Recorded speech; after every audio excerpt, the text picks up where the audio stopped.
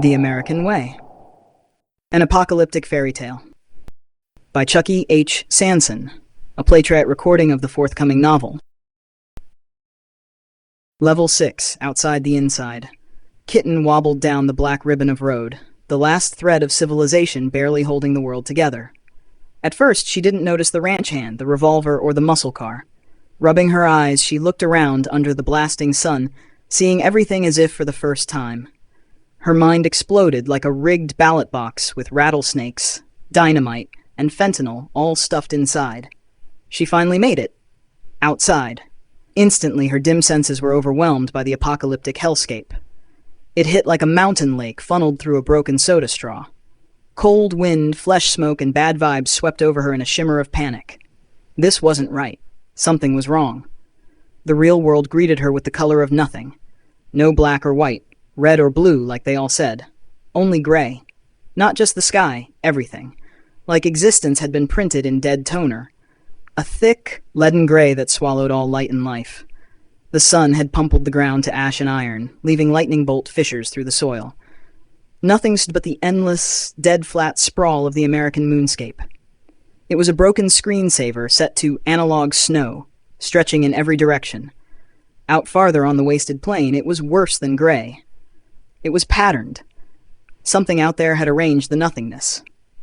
Kitten blinked, and beyond that, farther than the eye should see, there stood a thing that wasn't quite a building, and wasn't a vehicle either. An animal? Its shadow never moved, casting orange darkness like a blanket soaked in gasoline. Hey, wait, just a gold-darn second here. Kitten shook her head.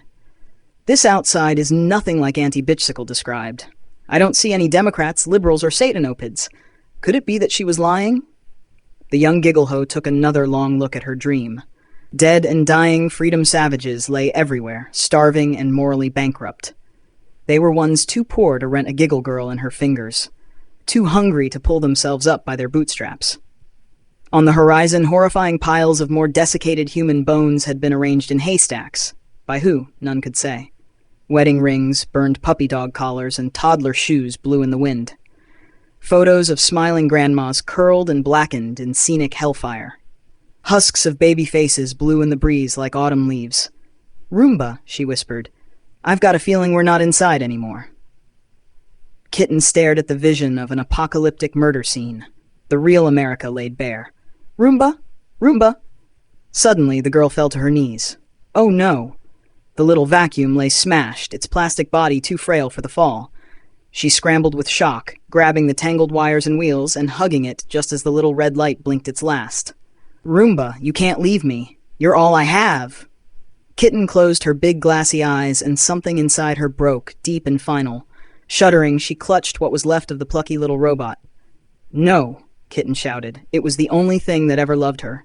Now it was dead, if it had ever been alive. She didn't cry. Not because it didn't gut her, because the glass radio hadn't issued instructions yet. "There's your first lesson." A voice fluttered on the wind. Kitten assumed it was the glass radio. "First lesson in what?" she sobbed. "On being a real American." Where did that voice come from? Kitten totally lost it over the smashed vacuum. "I didn't mean to kill poor little Roomba." The little girl didn't even register that someone else was talking to her. Someone real. Looking down on her dead friend, a strange feeling rose in her heart. The Roomba seemed more precious now that it was gone, with its spark snuffed, its whir silenced. It only made her miss it more. "Farewell, little vacuum. I'll never forget the way you ate dirt and never complained." Then the voice again. "If you're so broken up about it, I got a push broom in the trunk." Was that the glass radio? Or was God talking without static for once? Looking up, Kitten finally registered the man in the cowboy hat. He stood with his hand on his pistol, next to his bitchin' black muscle car. The Stang. Wow. Kitten drooled over the Roughneck's zeroed-out 73 Mach 1 Mustang with the fastback cut out, twin-barrel oil drums strapped for spoilers, and a V8 growl like a panther with all its organs on fire. "That's some kind of sick ride, bro." It rumbled low, feline and explosive. The wasteland-modded machine beast revved to 9,000 RPM with glinting razor fins and glowing undercarriage vents. Feral. Vile. Gorgeous. It was like nothing Kitten had ever seen in real life. or imagined in her fastest and most furious nightmares. An actual working American car. Okay, everyone, thanks for kicking ass through the American way. Remember, this was just a taste. If you made it this far, you probably already know, this story isn't safe. It's not sanitized for platforms. It's too raw for Substack, too volatile for Royal Road, too true for Medium. But it's real. And it's only just begun.